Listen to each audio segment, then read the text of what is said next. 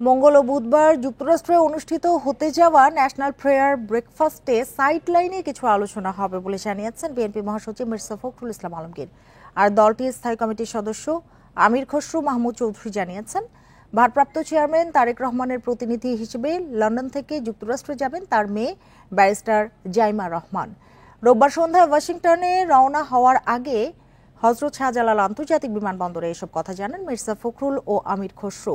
বিকেলে বিমানবন্দরে পৌঁছে সাংবাদিকদের তারা বলেন, যুক্তরাষ্ট্রের কংগ্রেস সদস্যদের আমন্ত্রণে বিএনপির প্রতিনিধি হিসেবে তারা যাচ্ছেন।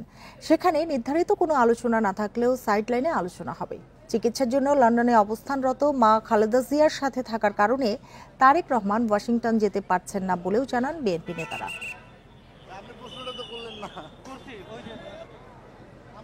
এখানে কোনো আলোচনার বিষয় নেই, একটা ব্রেকফাস্ট প্রেয়ার আমরা আমন্ত্রিত হয়েছি, আমরা সেখানে যাচ্ছি।